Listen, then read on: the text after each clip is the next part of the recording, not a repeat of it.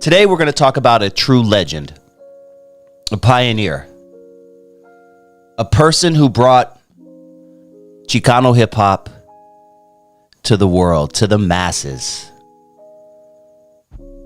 Today we're going to discuss none other than Kid Frost. Hispanic rap is now in the door. You know what I'm saying? To kick the door in. Tell us about it. Well, it's something that I just started doing. I like rap music in general, and back in the days when it all evolved and all came around, I wanted to be with it. And it was like an alternative to getting into the gangs real heavy, I still have my boys that I run with, but, instead of going so much into the fighting and getting into the problems, I went more into the, into the rap thing. Into the rap scene and, busting out jams. And now you on the map. Yeah. Now you here cooling. Obviously known from his biggest single, La Raza. I remember when that song came out. I thought it was the dopest thing ever. And just watching the video with the homies in the background, it was one of those moments in hip hop that I remember. I remember seeing the first time watching and even listening to La Raza and being like, what is this? He was really, really spitting some stuff. And at that point, a couple years previously, we had heard Mentirosa by the homie Mellow Manet. Shout out Mellow Manet. So I had heard rapping and English together on song. We had already heard that. But the way Kid Frost did it was like, what is this? And me being from LA, living around a bunch of Hispanics growing up, I got it right away. So when he busts out with the "Cuvo, aquí estoy, MC Kid Frost. Yo soy jefe. I'm known as the big boss." I mean, come on, dog. It's in my blood to be an Aztec warrior. Go to any extreme and hold no barriers. Chicano. And I'm brown and proud. Want this chingazo, Simone? So let's get down. Right now, in the dirt. What's the matter? You afraid you're gonna get hurt? I'm with my homies. My camaradas kicking back. And me no dije not. Come on, dog. I was a kid spitting this whole hour, man. I remember that. And it was just dope. It was a different time. Yo, but Kid Frost, what I want to get into now is the whole style, dress style. I mean, I noticed you guys got your lokes on, but tell me a little bit about the Hispanic Chicano East LA style. Well, back in the days, man, when the whole concept of dressing back in, in khakis and the whole style, was something that the young Chicanos that did because the parents couldn't afford to go buy the designer jeans. So what they did was go out there and buy the work pants that, were the most least expensive. They could go buy like 4 pairs, get them baggy so that the kid wouldn't grow into them and he could wear them all year long, the whole style. And that's how the whole origin of it came from back in the 50s. And the Chicanos started dressing in the style, and then it was, creasing them down and starching them up, and, who could be out there looking the sharpest all day long, without getting dirty. So today, right here on Dusty Vision Radio, we are going to discuss Kid Frost. Before you get all comfortable, before you know what I'm saying, get all comfy and all that, kick up your feet, I'm going to just ask you real quick to hit that like button. Just smash it for your boy. Let me know you are in the building.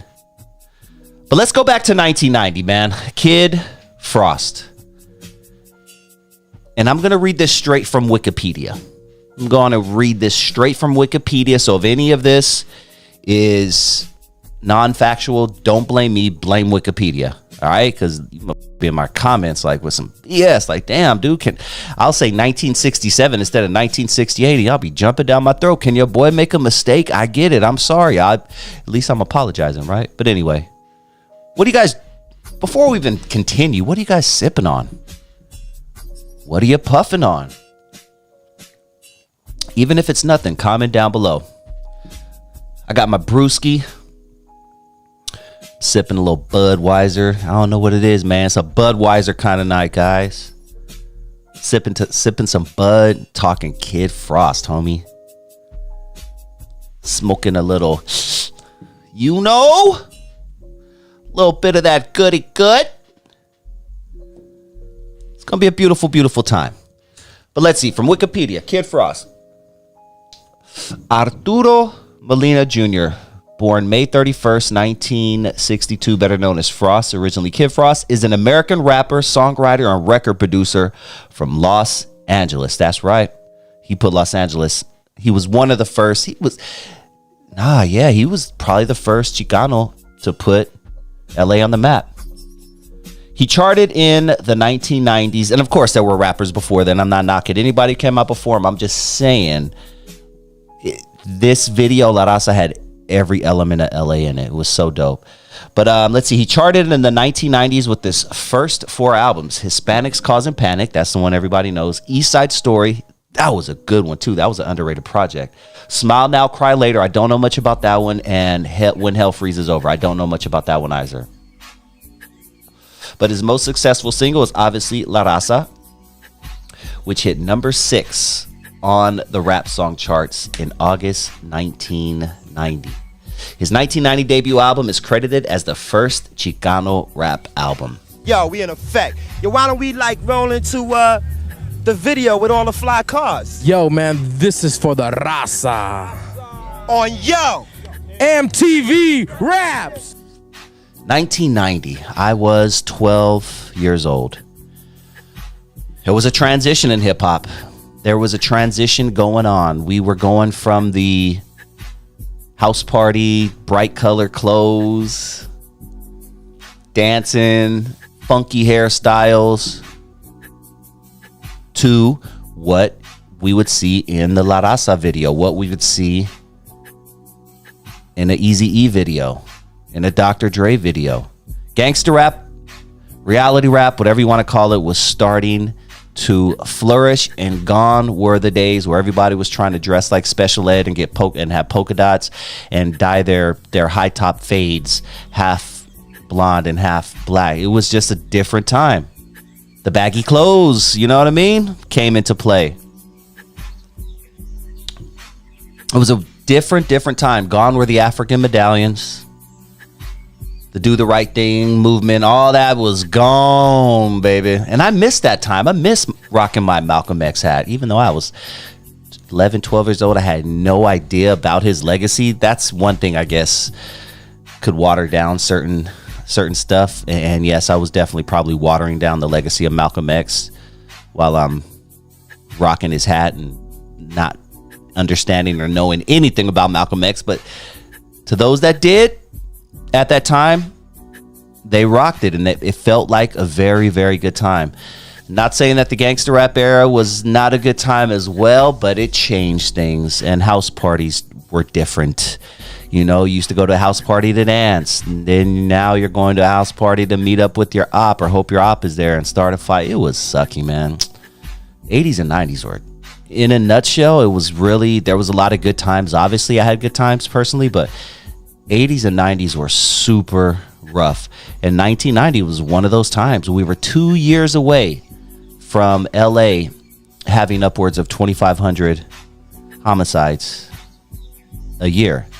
I think it was 1992, if I'm not mistaken. Of course, there's somebody that's going to fact check me. It was 1993 and it was 2,475. Like, look, it was rough at that time. So Kid Frost coming out, you know, with this album, you know, representing, you know, the look that he was representing, I was gravitated towards it right away. I can't even lie. But his early life, let's talk about his early life. Molina, Kid Frost, was born and raised in Los Angeles, California, and occasionally lived with his family in military bases in Guam and Germany. Did you know that, huh? Did you know Kid Frost was a well-traveled man? Military bases in Guam and Germany.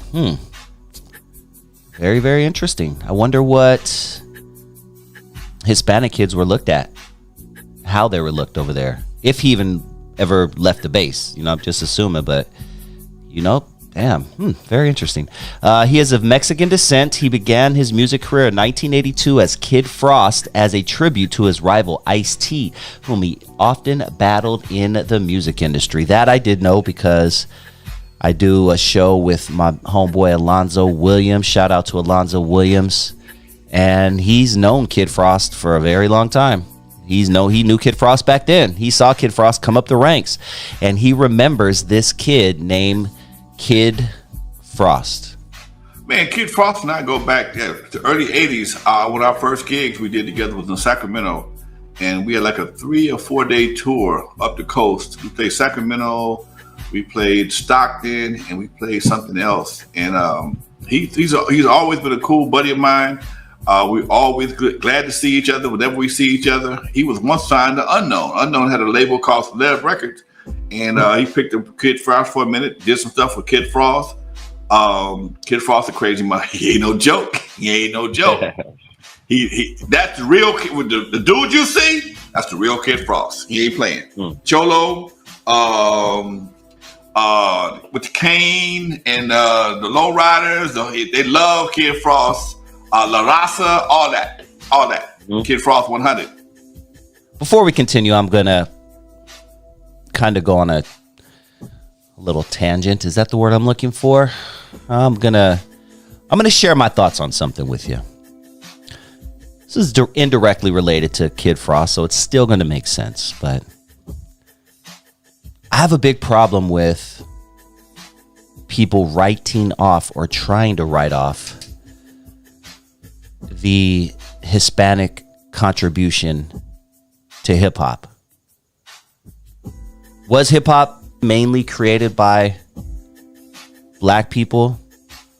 History would say yes, right? Mainly, sure. But what I don't like is that a lot of you people out there are just writing off. Hispanics weren't there. Hispanics and blacks didn't even get along. They didn't even like each other. Hispanics, they were listening to salsa music and stuff like that.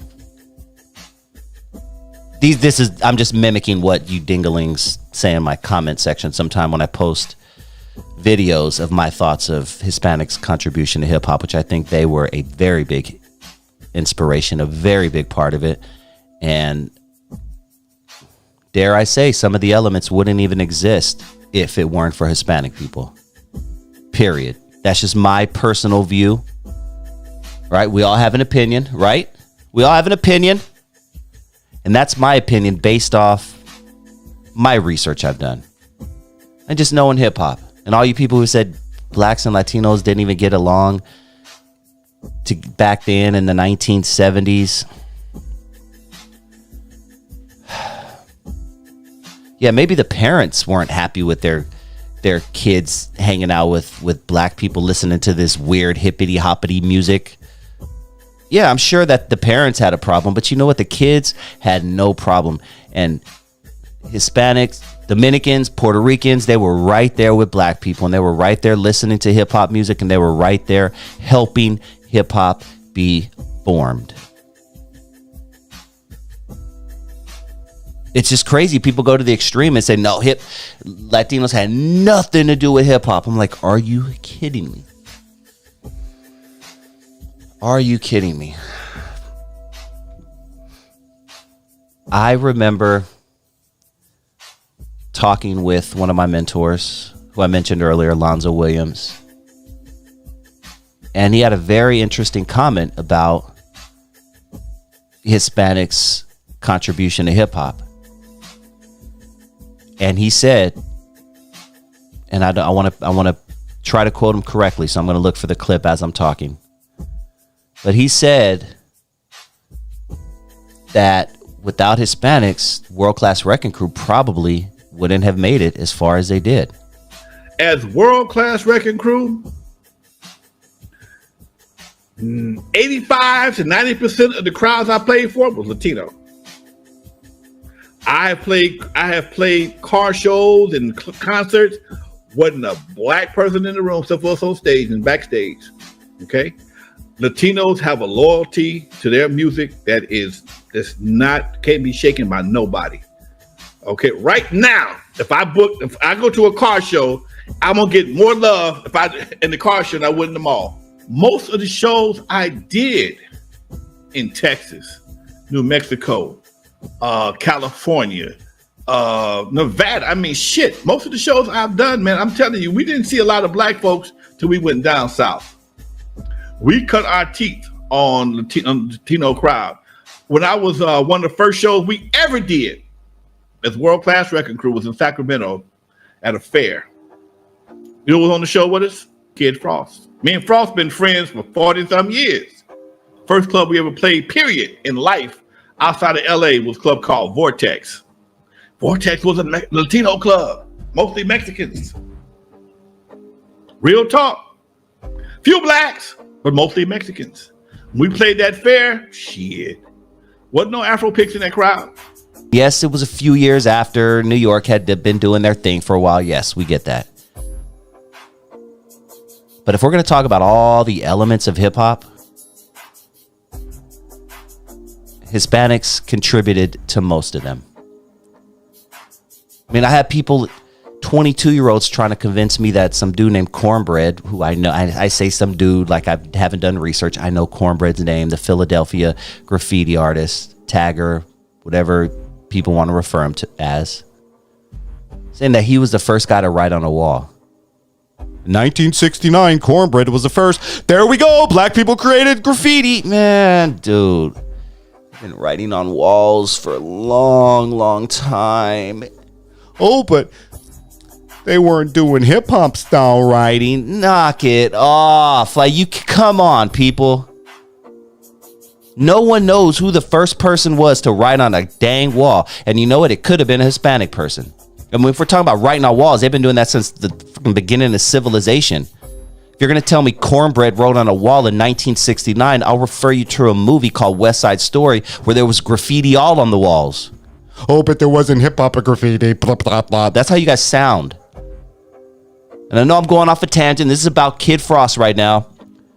But many people who are at the beginning stages of West Coast hip hop will tell you that Latinos, Hispanics, Chicanos, Mexicans were right there the whole time. My people, if the Panther that's listening right now, you are the ones that made Ice Cube platinum. You are the ones that made DJ Quick platinum. Without our gente and our raza and our Mexican people, these artists would have never sold these little Waynes, and these artists would have never, Tupac's would have never been as big and platinum. Mexicans made these artists go platinum. So to all you people in my comment section who were born in 2003 and you're trying to school me on hip hop because you watched some documentary, can you guys knock it off? Like, use common sense. I mean, black people can't even agree who created hip hop. So there's that whole thing. Jamaicans did, no, they didn't, and Caribbeans were there, no, they were. Like, dude, they just look. I get it, black folks. Black Americans, we've had a lot of stuff stolen from us. But come on, dog. Without outside help, hip hop would not be what it is right now. Period.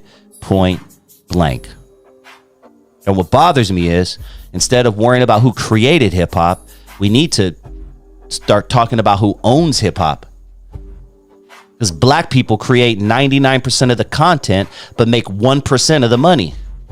Like, can we talk about that? Anybody want to talk about that? No one wants to talk about that. Let's talk about some dumb who created hip hop and who wasn't there, and the Caribbeans didn't do it. It was only black people, and Dominicans aren't black, and Puerto Ricans identify as white.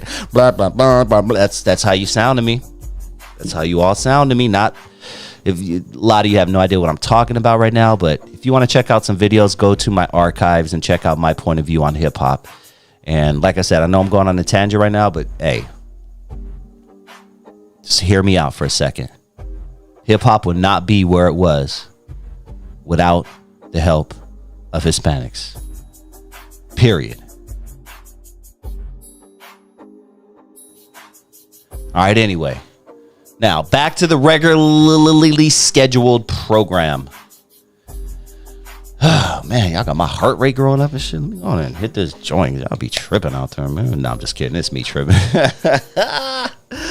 But look, man, I just speak the real, and I'm sorry. I'm not going to let somebody out there tell me something because they watched some documentary and now they know everything about hip hop. I'm just not going to let them do it. One thing you are going to get on my show is I'm going to try to preserve hip hop in its rawest form. And I'm not going to do it I don't have an agenda behind it. There's no strings attached when it comes to hip hop with me. Will I mess up dates every once in a while? Yes, I will. I may even mess up a name every once in a while. One thing I'm never going to do to you is lie or BS to you about my thoughts on hip hop. A lot of you are going to get upset about it, but it is what it is. But let's go back to Kid Frost. We were reading his Wikipedia article, right? And once again, Wikipedia, a lot of it's not correct. So if I say anything incorrect, I'm just reading it from Wikipedia, okay? So we talked about him living in Guam and Germany, which I think is pretty cool. That's pretty cool. I love to hear when people are well traveled, even if it's forced travel by their parents, because they have to. But I think that's kind of cool. It gives you a different perspective on life. You get to see how other people live in the world. And I think that's cool. We also talked earlier about how Kid Frost got his name because he used to battle Ice-T. Ice-T was his rival. And him and Frost used to go at it. Man, I always had Ice. I always had Ice-T as a mentor. So, I mean, Ice was probably the first person that actually heard the original La Raza demo when we had cut it raw. And, we were right there. And then I actually had went back and he told me something very, very crucial during that time that I was recording. And he said, Frost, look, this is what you did, and this is what you had to do to make yourself unique and have an identity. He said, you need to find your own lane. He said, and you found it. This is your lane. This is it. And I mean, he was in his room, and I was playing it outside of the window of the spot. And he was right there, and then he stopped what he was doing. I don't want to say what he was doing. There was a female in the room. He stopped what he was and he came to the window, and he's standing there, and he said, that's a hit record. And I said, man, Ice, are you sure? Because I didn't really know, because the thing about La Raza that was different and unique than a lot of the records that we had recorded was the bilingual part of it, of us really that, you, aquí estoy, MC Kid Frost, like we're actually speaking Spanish in the beginning and throwing the Spanish words out, like just throwing them out there. And so I think that's what tripped Ice out the most of it. But then after when Ice told me that was a hit record, I knew, I didn't have, nobody else needed to tell me that was going to be a big joint or a big record. Ice confirmed it. Ice was the first one to hear it out of my speakers, out of a little ghetto blaster in his window. In an interview, Frost stated that his first actual DJ was in fact Dr. Dre and DJ Yella. We know those names, right? He soon became a breakdancer for Uncle Jam's Army, the legendary Uncle Jam's Army. I'm going to have to do a show on Uncle Jam's Army. I have so much content on Uncle Jam's Army because Uncle Jam's Army was my co-host, my good friend, my mentor, Alonzo Williams. That was his rival crew. They had their thing going, and the World Class Wrecking Crew guys had their thing going. For anyone who doesn't know, I do a show every Tuesday, 6 p.m. Pacific, with my good friend Alonzo Williams. We've been doing the show for about 6 years now. Every Tuesday, 6 p.m. The channel is NWA Stories with Lonzo. NWA, like the group, right? NWA Stories with Lonzo.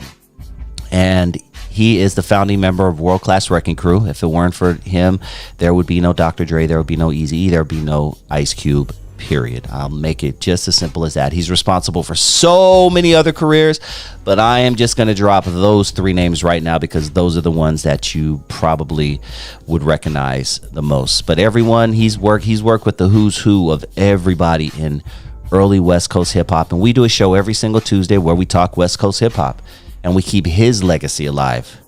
He was portrayed in Straight Outta Compton. Anyone who's seen Straight Outta Compton, you like the movie Straight Outta Compton, it was okay, right? It's a little off, but Straight Outta Compton was, let's see, at the beginning of the movie where there was the promoter guy who told Dre, don't be playing all that gang banging music. That's my boy Alonzo Williams. And although he only got a 20-second shot in that movie, his legacy goes way deeper than that. He still has the studio where Boys in the Hood was recorded at. His studio. Still up and running. And Kid Frost is one of those names that came through Alonzo Williams. Since we're speaking earlier about Straight Outta Compton, you know that movie did have a lot of holes in it, right? It was in fact 100% factual. Everyone I know who is involved in that movie tells me there are parts of the movie that are just falsified or Hollywooded up, right? But one thing that we can all agree on is that Eazy-E is no longer with us, right? In the movie and in real life, it was said that he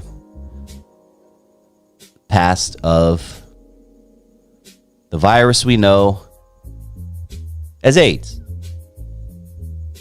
right? I've interviewed many people, and I know many people personally, including, I keep name dropping my dude Alonzo Williams, but Alonzo Williams does not sit well with him that Eazy passed so fast from that. I also remember when I heard Eazy had AIDS, okay? And Eazy found out he had AIDS on a Thursday. He was dead 2 weeks later. Magic had HIV, and he's still with us today. So people always ask me about that thing with Eazy, man. And I'm always like, you know what, dude? I've seen a few different celebrities die from AIDS, and I've seen how long it took. I saw how they looked as they were going through it. They definitely had a deterioration look about it. But nowadays, you know, when Eazy had it, last time I saw Eazy was about 3 or 4 weeks before he went to the hospital, and his brother was healthy as me and you. So I don't know what happened. I can't speak on it like that. Not on camera for damn show. But it just makes you really wonder what's really going on. It doesn't sit well with Lonzo and a lot of other people that no one has came out after Eazy's passing with the same disease. Me, man, I'm gonna always believe somebody shot him up with that shit, man. But it's like, cause nobody catch AIDS and die the way Eazy-E did. He the first case I ever heard of. You find out you got AIDS one day and then in 2 weeks you dead, man. Yeah. You know, and Eazy-E was always healthy. He lost no weight. He looked like he was go to the gym. That's how he looked, all buff and shit, man. You know, and he showed no signs of that. AIDS don't kill you like that. AIDS is like a disease that eats and eats. There ain't nothing of you left, and then you die, man. None of that kind of shit happened to Eazy, man. You know, I believe somebody shot him up with that shit myself, man. If I was a detective, I would look for a doctor that was living in the valley, and now all of a sudden he's living in the mountains looking down on everybody. That's the type of motherfucker I'll be looking for, you know. You know what I'm saying? That's the type I'll be looking for, because they got to upgrade some kind of way for taking Eazy out from somebody, man. You know, that's just my opinion, man, because, you know, I done had a lot of friends die with AIDS, and I just saw them deteriorate into nothingness, man. And that did not happen to Eazy, man. Not sitting well with a lot of people. It hasn't then, and it still doesn't now. I ain't never seen nobody die that fast, like from AIDS. Wherever Eazy, I think, was given AIDS. Well, Kid Frost few years back. Time is flying so fast, I can't even remember when it was, but Kid Frost recently, you know, went viral for making comments that he believes Eazy was possibly stuck with something, maybe. No girl has ever came forward saying that they got the AIDS virus from Eazy or taint thing. I'm gonna tell you what happened with Eazy getting AIDS, and I believe this to this day. And I don't care if you guys got it on film. You could tell the world. They gave him tainted needles with acupuncture needles that tainted him and gave it to him because he got hurt in Honda Valley on quad runners, and he was riding quads. And what happened is that someone, I won't say the name, but people know the name. I don't want to say that name because it's the devil's name. But, you know, another person in rap, if you know your history of rap, calls him a devil. So if you know your history in rap or West Coast rap, you'll know who I'm saying. But I was told even in the last conversation from Eazy not to even talk to that man.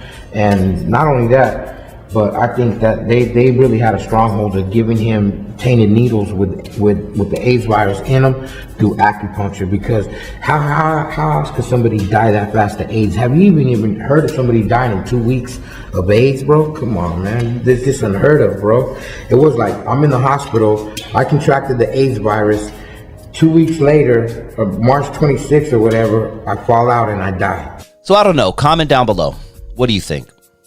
What do you think about the passing of Eazy-E? Do you think it was some funny business?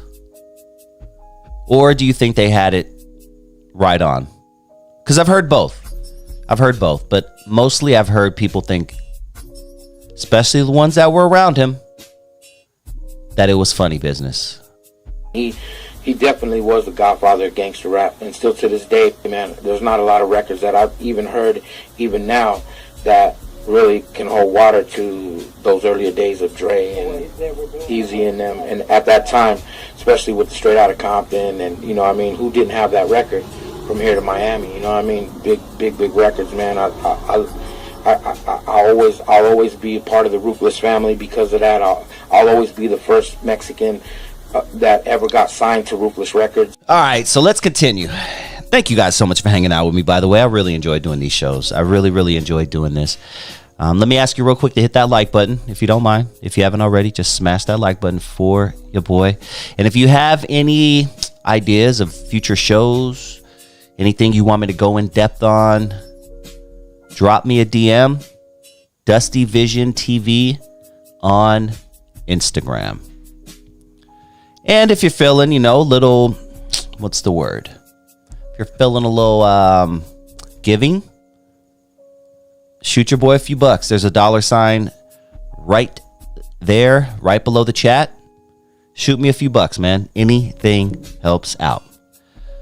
All right, back to the career of Kid Frost. In the mid-1980s, Frost released several pre-gangsta 12-inch singles on Los Angeles-based labels Electrobeat and Baja. In the late 1980s, Kid Frost moved to Virgin Records. His biggest hit, La Raza, from his debut album Hispanics Causing Panic, combined East LA and Tex-Mex elements and became an East LA anthem.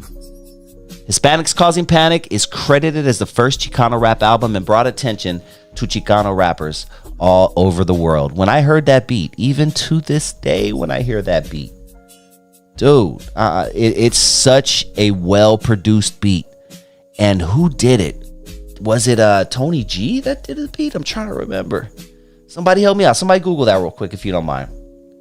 My screen is moving slow as heck right now, so I can't pull anything up right now. But I do know it was sampled. They sampled Viva Tirado and The Jam by Grand Central Station. But who did the beat? Was it Tony? Not Tony G. Was it the Julio G or Tony G? One of them? Damn. Wish my stupid computer was working right now. Anyway. But yes, that beat is super, super dope. Oh, Tony G. Boom. There we go. Yeah, just pulled up. Tony G, man. Legend right there. And this beat is just so beautiful. It's perfect. It paints a beautiful, beautiful picture. And it's one of those songs that when I hear it, when I hear La Raza, it takes me back. It reminds me of the 90s. 90s Los Angeles. It just reminds me of that time period. That beat for some reason just does it, man. But it was came out in 1990. It was his lead single, and obviously La Raza is Spanish for the race. Shout out to La Raza out there. and it became and everybody was playing. This song was bumping out of every Jeep, Suzuki Samurai, Toyota, Datsun truck. Remember we used to sit in the back when we were kids, right? Kids don't know about this. Back in the 90s, man, we would hop on the freeway, and if one of the homies had a flatbed truck, we'd all be in the back seat just holding on for dear life. No helmets, nothing. Just a good time. And then if we were in the car, the parents would be smoking the cigarettes and just windows all up, and you're just seeing, grandpa just smoking cigarette after cigarette, not caring anything about no secondhand smoke or anything. It was a different time, man. It was a different time. Definitely our generation is a little tougher than these kids nowadays. But anyway. But yeah, so the single peaked at number 42 on the U.S. Billboard Hot 100. That's huge. Number 17 in the Netherlands. Number 27 in Flanders. Where the fuck is Flanders, dog? Hold on. That sounds like some Simpson shit. So Flanders is the Dutch-speaking northern portion of Belgium and one of the community regions and language areas of Belgium. So damn, it was popping like that in Belgium? They were bumping La Raza like that in Belgium, dog? Damn! I like that. That's hard. That's hard. And the whole world got to see this culture. And I wonder if this song had a lot to do with... Have you guys heard of this? And I don't know how my friends feel about this, my Chicano homies, but I'm just going to say there's this group, there's this culture in Japan where they mimic everything that Chicanos do. Have you guys heard about this? I know this is random and off topic, but Google it. Like Google Japanese cholos. It is Japanese. Yeah, it's Japan. Yeah, and they have cholos that dog. They look like they look like someone took them from East LA and just put them in Japan. It's really, really interesting. Look up Japanese cholos and go down that rabbit hole. But I wonder if this song had anything to do with that. You know what I mean? Like, I feel like we were inspirational, man. Hip hop is inspirational, especially West Coast hip hop. Thank you for tuning in to Dusty Vision TV. Please hit that like button if you have not already. And if this is your first time joining the channel and you like what you hear, please hit that subscribe button. And if you enjoyed this video, you just might appreciate this bonus clip I'm about to play for you right now.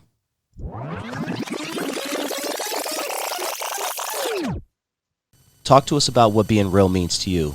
You know, a lot of people think being real has a negative aspect to it, but what does being real mean to Ali?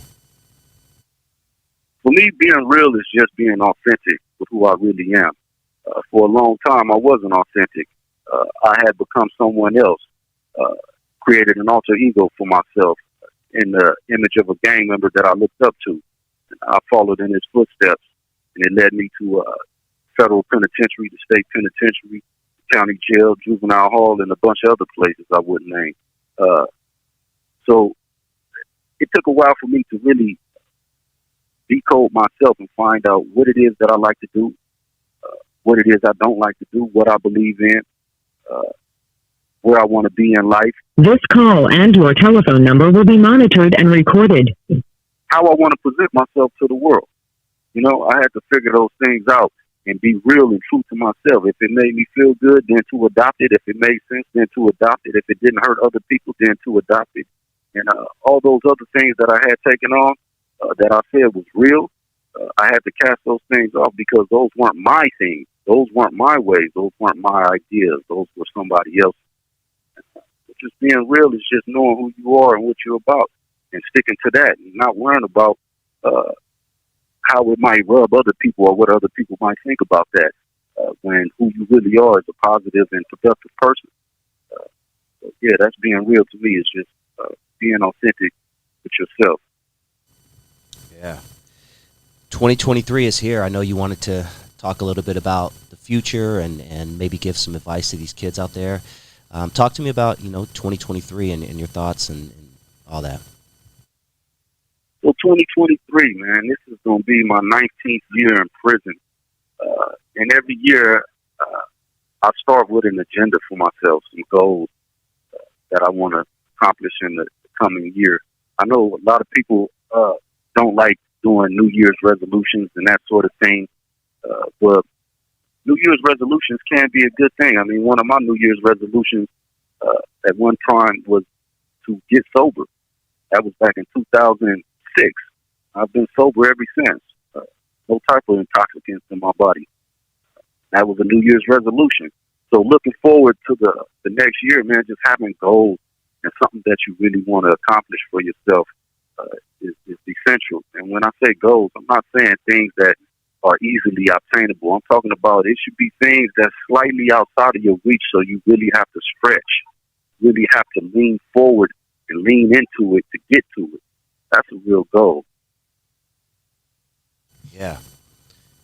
I'm glad you touched on sobriety. That's so important because there's a lot of kids out there right now just doing not just kids, but a lot of people are just doing every drug imaginable, drinking, smoking 18 blunts a day, this and that. Can you, because I'm doing the math, you said you've been sober since 06, but you've been locked up, for 19 years now. So it sounds like you were still, doing stuff in your early years when you were locked up.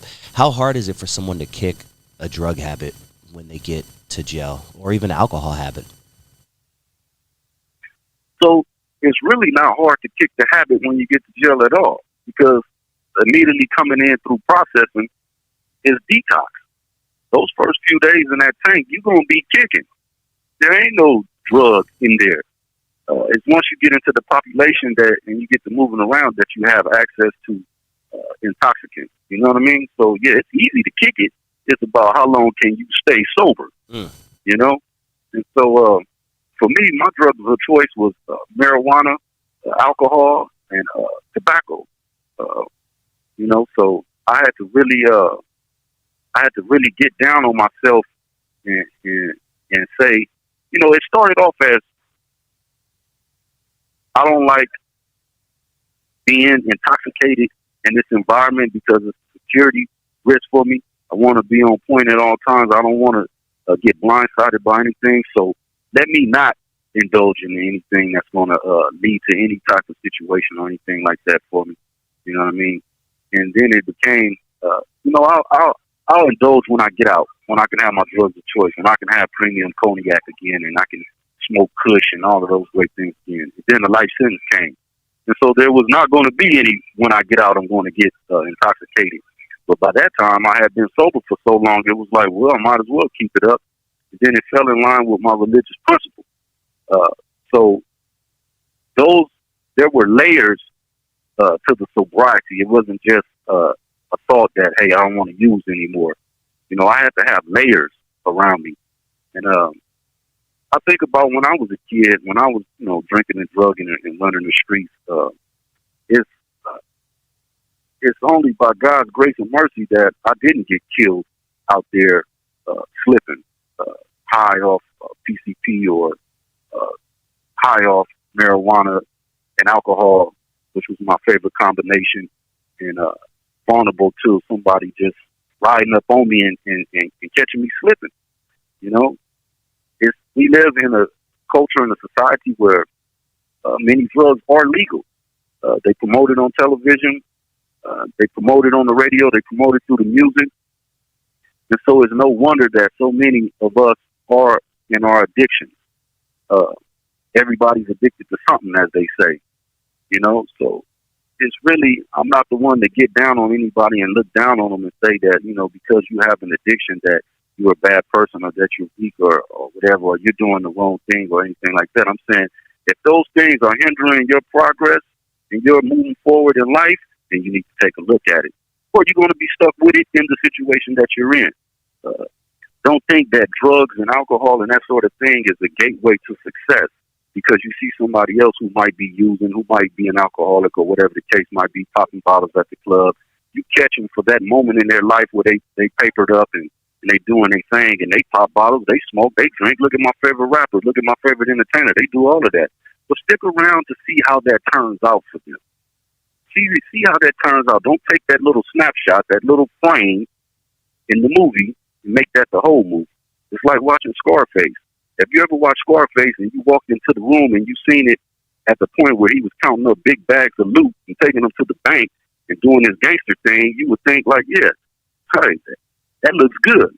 But if you stuck around for the end of the movie, you see how Tony Montana went out with a pile of cocaine up his nose, a machine gun in one hand, face down in a pool of blood. You know, that was the whole movie. So the same thing can be said when we see people out there and say, you know, he does it and he's doing good. Stick around for the whole movie.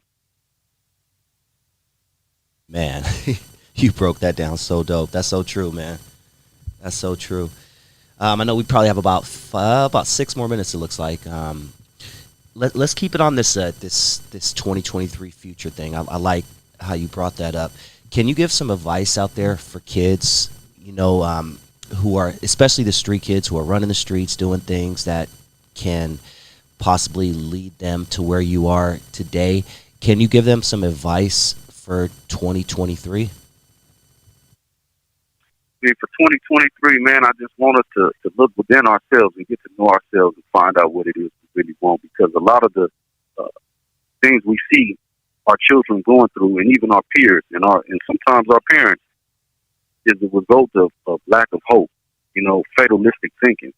When you live in an environment where you don't see a whole lot of people making it out and having the things that you really want in life, it's hard to figure out how to get to that in a legitimate way, in a way where you're not harming others. So, I mean, we got to really look inside of ourselves and find out what it is that we really want and what do we really need and try to get to that. It's a lot going on in the world. I get that. I've been gone a long time, but I haven't been gone forever. You know, I've been out there as a child. I've been out there as a young adult. I've had my own. So I get it, you know. But at the end of the day, even when I was in my criminal thinking, in my criminal element, there was things that I had to curtail about my behavior. There was things that I had to put aside long enough for me to even be a good criminal. You know what I mean? Ain't nothing worse than a dumb criminal. You know, if there is a such thing as a smart criminal on the other hand, but I'm saying ain't nothing worse than a dumb criminal, you know, where you're walking around always intoxicated, slipping, vulnerable to attack, and you call yourself out there doing crime? Come on, man. You got to wake up, you know, and let all of that stuff go and just flip the whole script. Something new for 2023. Don't be nobody's victim out there, because the thing that's going to happen is that somebody's mother is going to be on television or on the radio talking about how such a good child this person was and how, you know, they played sports and they did, you know, they were honor roll students and all of these things. But in reality, the people around them knew them as something else, something other than that, different, another side of them, man. Let's stop living these dual realities. You know, let's be one. Yeah. You know, 2022 this year, we've seen record-breaking numbers of homicides that we haven't seen since the 90s, when you and I know it was just crazy out of control, especially in LA and other big cities. How can we turn this around, Ali, so we don't see the same in 2023? Man, I think we have to be the change that we want to see. We can't change anybody, but we can change ourselves. We can change our thinking. Facts. And as each person makes a change, it'll have a ripple effect. And others around you will start to change. When we see other people having the things that we want and doing the things that we want to do, it is inspiration. And that inspires a person to really like, you know what? I can do that, or something similar to that, or I can have that. You know what I mean? I can be there. I can go there. You know what I mean? We have to really just change within ourselves and look for other people around us in our environment, in our community, or even through books and television and other social media and other platforms. This call and your telephone number will be monitored and recorded. Get that guidance and advice that we need to be successful, man, to turn this thing around. You know, it's an individual thing that's going to have a collective effect. You know, it's nothing one person can come in to do that'll change the entire city at once. We're past that era. That was the Malcolm X, Martin Luther King era. Now we live in an individualistic society where individuals hold the power and sway over themselves. So we have to convince the individual that he can correct his thinking and have the things that it is that he aspires towards and that he wants for himself, that's leading to all of this criminal activity and frustration and fatalistic thinking. Everybody say the NWA gave birth to gangster rap, but to me, gangster rap was the gangbangers that rap. If you want to say gangster rap, then you got to look at the first person that really spit what's called gangster rap, Eazy-E. His stuff he was spitting was street. Yeah, his stuff he's spitting was street stuff, like how we live in hood without the gang, the different red and blue stuff though. And then you listen to the Rolls on the Riches, like DJ Polo, Cool G and DJ Polo. And that's gangster right there. And this gonna trip people out, but you gotta go and listen to it. Public Enemy's first album. Man, Sophisticated Bitch, My Uzi Weighs a Ton, Mega Blast, Yo Bum Rush the Show. If you listen to what Chuck is spitting on that, man, that's gangster. So the persona of gangster rap became the blood, the khaki wearing, Raider hat wearing, starter jack, Jerry curl having cats from LA or the West Coast. Nah, bro. Those was reality rappers on the life that we live. We were showing the world how we live, how we had to run from the ones just because they see us and we look suspect because we just mobbing down the street with the homies. You know, or how you had to avert them dudes over there when they start throwing up gang signs and you're not affiliated. You just wearing some chucks and some khakis, but they throwing up signs, see, now here they come, asking you where you from. You know, all that was put in the rap because that's how we lived over here. If you didn't stay in LA or wasn't from the West, you didn't know. So to hear how we was living, it was like, nah, no, yes. I have my face on the hood of a sheriff's car, and all they want to know is what set you from and where you going. You know, so I can understand the F the police back then, you know, get hemmed up for nothing, man. I'm walking down the street going home from school. Basically, that happened right around the corner from where I live right now.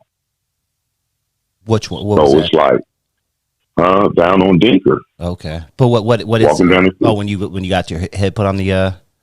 Yeah, police, sheriff, see me and the homie walking home from school, leaving Washington. Come here. What? Put your hand on my hood. For what? Put your hand on the hood. What set you from?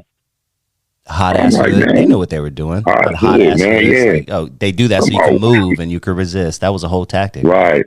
Come on, where you going? Man, I'm going home. Where you coming from? I just got out of school. What set you from? Man, oh, dang. You're lying. Okay, well, where you from? Oh, now you were a smart ass. Come on, man. So if you never really had to experience that, you wouldn't understand fuck the police when Q came out with that. I'm sorry, I cuss on the show. I'm sorry. Of course you can, man. Okay, yeah. So you couldn't understand that. You couldn't understand dope man. I mean, no. Some of us didn't sell dope. So no, we didn't understand. But we knew the homies who sold dope. So listening to dope man, you'd be like, oh man, that sounds like so-and-so's life. You know? So, you know, that's my take on hip hop in the West, man. And, you know, much love to the Bay Area, Diego, and can't forget, you know, some Mix-a-Lot way up there in Seattle. That's still West Coast to me. Sir Mix-a-Lot, man. Yeah, he's a pioneer in the independent game. A lot of people don't realize, and he's one of the very few that still owns his publishing. In fact, he owns it for Baby Got Back. So anytime that thing's played at a football game, a damn karaoke session, a motherfucking jukebox, a damn anything, commercial, he gets that money, man. He got that early, dog. Hey, you said something earlier. I want to piggyback off of it because it was going to be one of the things I wanted to talk about anyway. You know, I'm glad you brought up the Public Enemy thing. You know, the Bum Rush the Show, all of that, kind of correlating with gangster. Now, are you familiar with Special Ed's comments a couple of months back where he got a lot of flack for saying NWA brought destruction to hip hop? Yeah. Okay. You know what? Yeah. Talk to me about that. Now, it even makes, it's going to be even a more interesting conversation now, us talking about what Public Enemies and the other people that you mentioned. What were your thoughts when you heard Special Ed comments? Big fan of Special Ed too, man. I really had to analyze what he was saying, and I was looking at it as he's saying that the genre of gangster rap that NWA brought about was the destruction of hip hop in the sense of, they were some of the first ones to really put out an explicit lyrics album to the point where it had to be a parental advisory put on there on one, and then on the other one, everything was bleeped out or cut out. He looked at it as a point of tearing down the, I guess I want to say tearing down the solidarity of the blacks by causing separation to take place in hip hop. That's how I perceive it. He caught a lot of flack for it, and it was a Grandmaster. I listen to Starlight Radio a lot, so I love tuning into MC Shot Rock and Grandmaster Caz in the morning, and they brought that topic up as well. And I believe I called in on it, and my input was, first of all, that's Special Ed's opinion, and everyone is entitled to their opinion. But I honestly disagree with him on that, because before NWA was saying what they were saying, we already had rappers saying some of that stuff, but not on a major explicit tip how NWA did it. But we didn't have we didn't have it so expressive to the point of, oh man, these dudes is wild saying what they saying, till they came out like that. So I think that's how he was taking it and looking at it. But I don't agree with him on that at all. Yeah. So, yeah, he caught a lot. That's my take. Yeah, no. It did. It did, but a lot of people say things about certain people, like Mos Def just said Drake music is elevator music to him. And people, me personally, and never been a fan of Drake. I don't dislike him. I give him props as a great businessman and producer. I just don't like his music. That's just me. Everyone's entitled to like and dislike what they want. But he said I didn't mean it in a disrespectful way. It came out that way, whoever took it that way. But I mean it as a chill kind of music to listen to. If you find yourself in the elevator and you hear the music, and you'll find yourself, if you know it, like some Beach Boys, I'm on pretty mama. You might find yourself humming along to it. That's what he meant by Drake music is elevated music. It's kind of subtle and easy listening and stuff like that. And so was Mos Def wrong? Most people say he will be, but that's how he perceives it. So you can't really say how a person looks at something is wrong. That's their opinion.